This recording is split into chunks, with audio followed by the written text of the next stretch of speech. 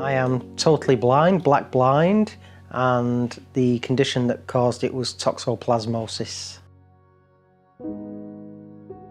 Woke up one Sunday morning and I had really blurred vision, and I thought, oh my Lord, that was one glass of wine too many last night, and I was rubbing my eyes and it didn't get any better throughout the day. I went to the optometrist the following day and they realised that there was something quite serious wrong. A few days after that initial blurriness, I was losing vision, so the blind spot was coming. 4 weeks later, I'm completely blind, and they did the angiogram and they arrived at the diagnosis of toxoplasmosis, which had destroyed my retinas irreparably. One of the hardest challenges for me going blind, well, it's not one of the hardest challenges, it is the hardest challenge, was the severe, crippling, debilitating anxiety that I suffered.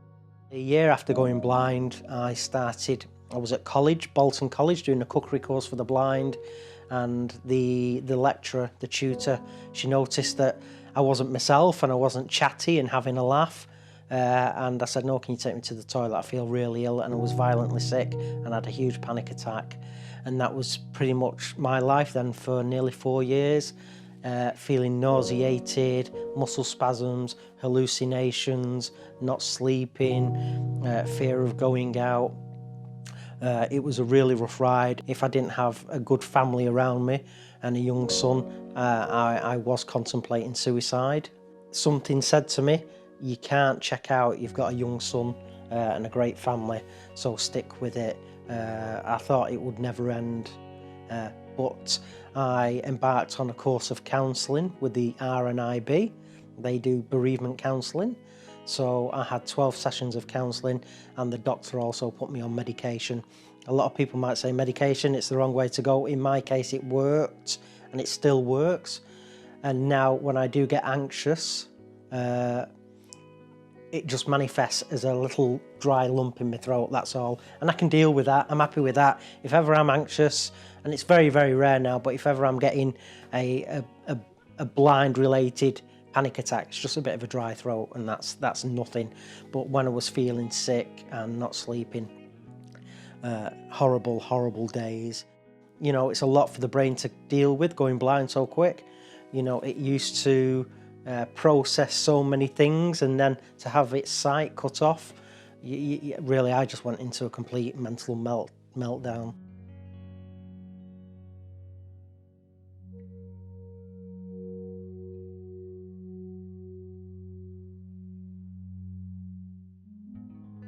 It's very hard in the initial stages. It impacts every single part of your life, every second of your day. Everything is a considered action. It's mentally tiring. It's like being a toddler in a way, especially the early stages of being blind. It's like having a young toddler in the family.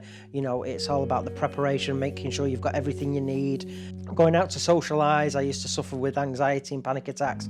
Going to a restaurant or a hotel, anywhere even that I'd never been before, and it's like, again, you know, it's fear of the unknown. What if I trip? What if I fall? As far as work goes, I had to give up, obviously, what I was doing, and I worked in the automotive industry doing body restoration for BMW. So that had all gone by the wayside, and I was a keen motorcyclist. I was learning to fly. So all of that's gone in an instant. It's a huge period of readjustment, but having said that, I am now the only accredited totally blind master woodturner in the country. So there's, excuse the pun, but it is intended. There's always light at the end of the tunnel, definitely. So yeah, I wouldn't give it up at all now for anything.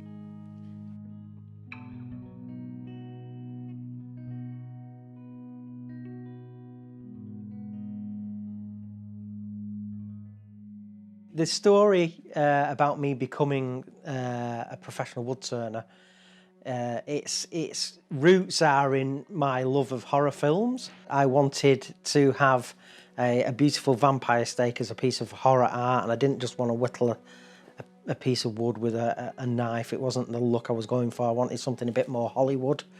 I listened to YouTube for 600 hours, and I listened to some amazing woodturners that were uploading videos.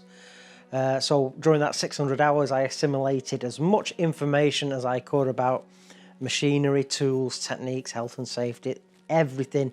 I decided to purchase a lathe, and I taught myself how to turn wood just by touch and feel and listening. Thousands and thousands and thousands of hours of practice and passion and self-belief and tenacity. I ended up with my vampire stake. I started my own YouTube channel to inspire and motivate not just members of the BVI community, but people from all over the world, from all walks of life. So I started the YouTube channel, started getting subscribers, was sponsored by a huge tool and machinery company. I toured the country demonstrating, and it culminated about 12 weeks ago in my professional accreditation. So my full title is Chris Fisher RPT, and the RPT stands for Registered Professional Turner, and I'm the first ever blind person to be awarded that title. There are lots and lots of people that believe that people with a severe visual impairment or are totally blind shouldn't be able to do amazing things. They are so wrong. You know, there's still a lot of prejudice around and ignorance, and people that aren't educated.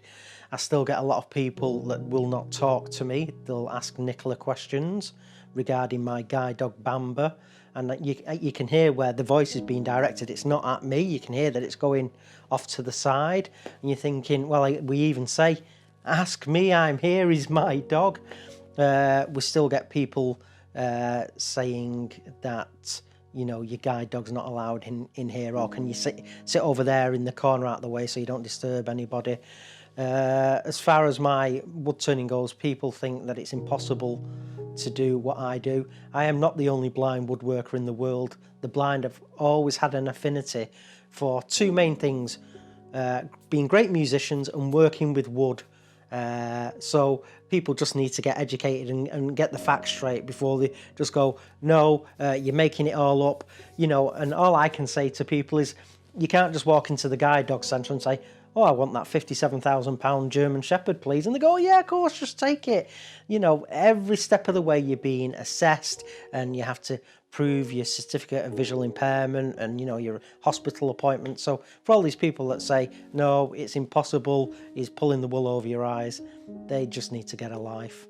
And the reason they don't think it's possible is they couldn't possibly conceive that they could do something amazing. But they're wrong, they can. Everybody can do truly amazing things. You just got to believe in yourself, work really hard, and anything's possible. Truly is, the sky's the limit. Don't let anyone try to say no to you. Prove them wrong, and live the life you want on your terms, and have fun.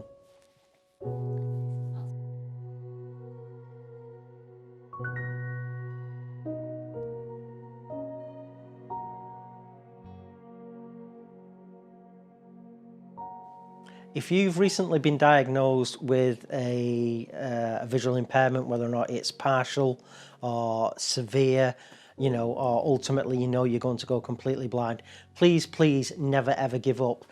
Get a great network of friends and family around you. It's so important. Talk about the problems you've got. Have fun. It's not easy. Being blind can be sad. It can be lonely. It can be scary. It can be funny. It can be heartwarming, and it can bring you amazing friendships and take you to places you never thought you would ever get to.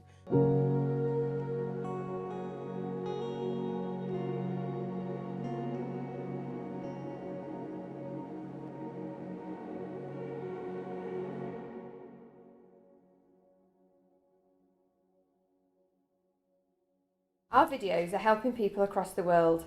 If you found them useful, please donate on our website so we can keep making more videos like this in the future. Henshaws, supporting people with sight loss and a range of other disabilities to go beyond expectations.